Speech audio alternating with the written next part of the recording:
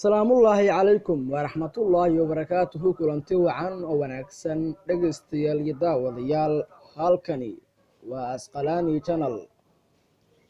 waxaad ku soo dhawaataan barnaamijkii weydiin iyo warcelin qeybtiisii afaraad.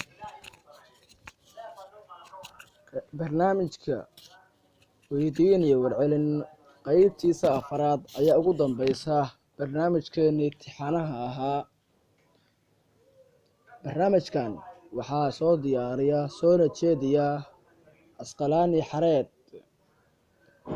maantay taariikhdu waxa ay ku beegan tahay 1 bisha 7 ee Julaay 2019.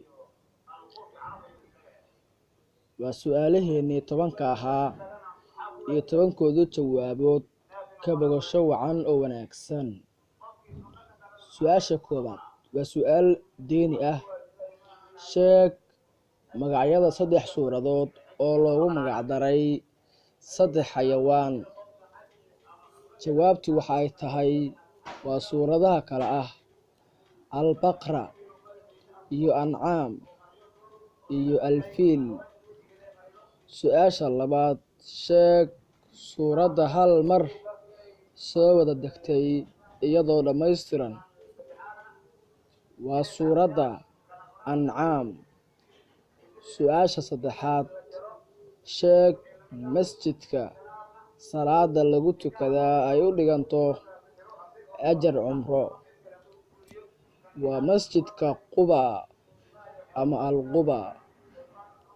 su-aasha afaraad, sheeg buurta Soomaaliya ugu dheer magaceeda. buurta Soomaaliya ugu dheer magaceeda waxaa la dhahaa Surad. waxaan qeybihii hore ku soo marnay magaalada iyo gobolka ay ku taal buurtaas. su-aasha shanaad, sheeg kumuu ahaa madaxweynihii ugu horeeyay ee Afrikaan ah oo kursiga madaxtinimada uga dega si xor ah. wuxuu ahaa madaxweynihii hore ee Soomaaliya Aadan Cabdulle Cismaan Aadan Cadde.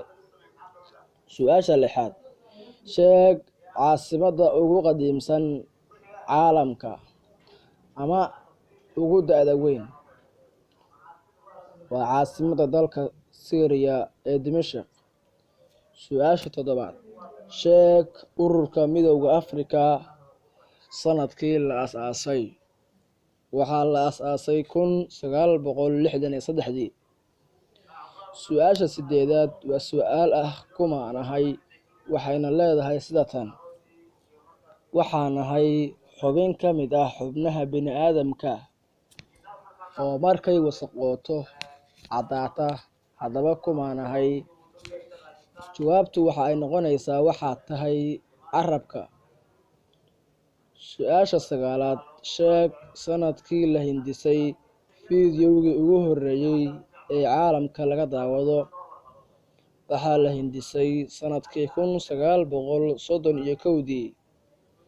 su-aasha tobnaad uguna dambeysa su'aalaheennii, sheeg magaca ninkii ugu horeeyay ee sameeyay taleefan. waxaa la yiraahdaa Alexander Graham. waxaan qeybaheenii hore kusoo qaadanay sanadkii la sameeyay taleefan. wabilaahi towfiiq. haddaad nagu cusub tahay, subscribe saar, gambaleelkana furo saad u rukumato muuqaaladeena. mahadsanid.